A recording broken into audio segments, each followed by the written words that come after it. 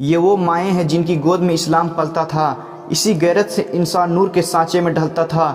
جہاں تک اسلامی مسائل اور اسلامی عادات و خصائل کا تعلق ہے، اس کے بارے میں ہم ایک حد تک کافی لکھ چکے ہیں۔ اب ہم مناسب سمجھتے ہیں کہ چند خواتین اسلام یعنی ان مقدس بیویوں کا مختصر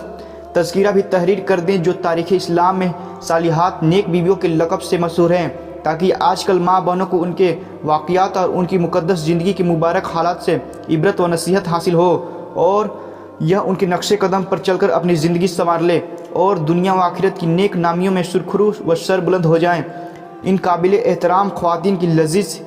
حکایتوں کو ہم رسول اللہ صلی اللہ علیہ وسلم کی مقدس بیویوں کے ذکر جمیل سے شروع کرتے ہیں، جو تمام امت کی مائیں ہیں، اور ان کو تمام دنیا کی عورتوں میں یہ خصوصی شرف ملا ہے کہ انہیں بستر نبوت پر سونا نصیب ہوا، اور وہ دن رات محبوب خدا کی محبت اور ان کی خدمت و صحبت کے انوار و برکات سے سرفراز ہوتی رہیں، اور جن کی فضیلت و عظمت کا خطبہ پڑھتے ہوئے قرآن عظیم نے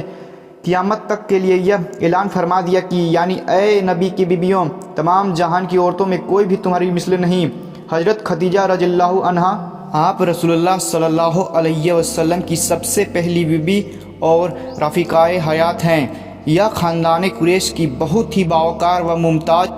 خاتون ہیں۔ ان کے والد کا نام خویلد ابن اسد اور ان کی ماں کا نام فاطمہ بنت جیدہ ہے۔ ان کی شرافت اور پاک دامنی کی بنا پر تمام مکہ والے ان کو طاہرہ کے لقب سے پکارتے تھے۔ انہوں نے حضور علیہ السلام کے اخلاق و عادات اور جمال صورت و کمال سیرت کو دیکھ کر خود ہی آپ سے نکاح کی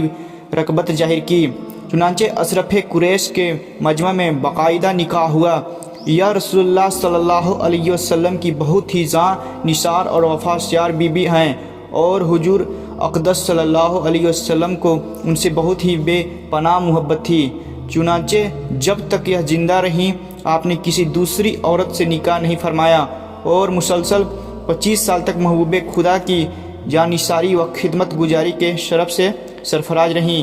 حضور صلی اللہ علیہ وسلم کو بھی ان سے اس قدر محبت تھی کہ ان کی وفات کے بعد آپ اپنی محبوب ترین بیوی حضرت عائشہ رضی اللہ عنہا سے فرمایا کرتے تھے کہ خدا کی قسم، خدیجہ سے بہتر مجھے کوئی بیوی نہیں ملی۔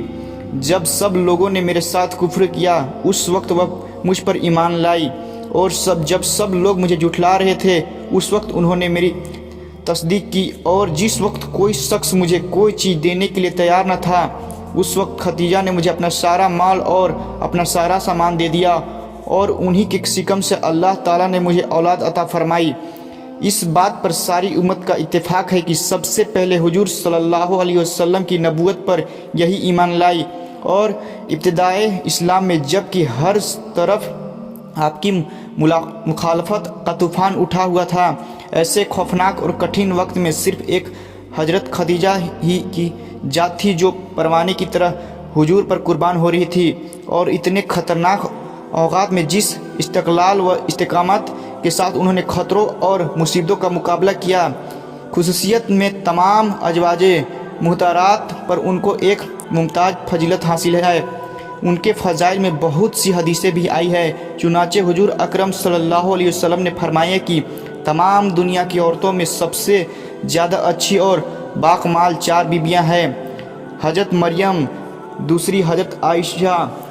فرعون کی بیوی، تیسری حضرت خدیجہ، چوتھی حضرت فاطمہ۔ ایک مرتبہ حضرت جبرائیل علیہ السلام دربار نبوت میں حاضر ہوئے اور عرض کیا کہ اے محمد صلی اللہ علیہ وسلم، یہ خدیجہ ہیں جو آپ کے پاس ایک برتن میں کھانا لے کر آ رہی ہے۔ جب یہ آپ کے پاس آ جائے تو ان سے ان کے رب کا اور میرا سلام کہہ دیجئے، اور ان کو یہ خوشخبری سنا دیجئے کہ جنت میں ان کے لیے موتی کا ایک گھر بنا ہے جس میں نہ کوئی شور ہوگا نہ کوئی تکلیف ہوگی۔ سرکار دو جہاں صلی اللہ علیہ وسلم نے ان کی وفات کے بعد بہت سی عورتوں سے نکاح فرمایا، لیکن حضرت خدیجہ کی محبت آخری عمر تک حضور کے مبارک دل میں رچی بسی رہی، یہاں تک کہ ان کی وفات کے بعد جب بھی حضور کے گھر میں کوئی بکری ذبح ہوتی تو آپ حضرت خدیجہ کی سہیلیوں کے یہاں بھی ضرور گوشت بھیجا کرتے تھے، اور ہمیشہ آپ بار بار حضرت بی بی خدیجہ کا ذکر فرماتے رہتے تھے۔ ہجرت سے 3 برس پہلے 65 برس کی عمر پا کر ماہ رمضان میں مکہ مکرمہ کے اندر انہوں نے وفات پائی، اور مکہ مکرمہ کے مشہور कब्रिस्तान जेहुन में खुद हुजूर अक़दस सल्लल्लाहु अलैहि वसल्लम ने उनकी कब्र में उतरकर अपने मुक़द्दस हाथों से उनको सुपुर्द खाक फरमाया। उस वक्त तक नमाज जनाजा का हुक्म नाजिल नहीं हुआ था, इसलिए हुजूर ने उनके जनाजा पर नमाज नहीं पढ़ाई। हज़रत खदीजा की वफ़ात से 3 दिन या 5 दिन पहले हुजूर के चचा अबू तालिब का इंतकाल हो गया था। अभी चचा की वफ़ात के सदमे से हुजूर सल्लल्लाहु अलैहि वसल्लम का कल्बे नाजुक रंज व गम से निढाल था ही कि हज़रत खदीजा का इंतकाल हो गया। इस सानेहा का कल मुबारक पर इतना ज़बरदस्त सदमा गुजरा कि आपने उस साल का नाम आमुल हुज़्न रख दिया था। हज़रत उम्मुल मोमिनीन बीबी खदीजा रज़ियल्लाहु अन्हा की मुक़द्दस ज़िंदगी से माँ बहनों को सबक हासिल करना चाहिए कि उन्होंने कैसे कठिन और मुश्किलात के दौर में हुजूर अकरम सल्लल्लाहु अलैहि वसल्लम पर अपना तन मन धन सब कुछ कुर्बान कर दिया और सीना सिपर होकर तमाम मुसीबतों व मुश्किलों का मुकाबला किया और पहाड़ की तरह ईमान व अमल सालेह पर साबित कदम रही और मुसीबतों और परेशानियों के तूफ़ान में निहायत जी हानिसारी के साथ हुजूर सल्लल्लाहु अलैहि वसल्लम की दिलजोई और तस्कीने ने कल्ब का शमान करती रही और उनकी इन कुर्बानियों का दुनिया में ही में उनको यह सिला मिला कि रब्बुल आलमीन का सलाम उनके नाम लेकर हज़रत जिब्रील अलैहिस्सलाम नाजिल हुआ करते थे। इससे मालूम हुआ कि मुश्किलों और परेशानियों में अपने शौहर की दिलजोई और तसल्ली देने की आदत खुदा के नज़दीक महबूब व पसंदीदा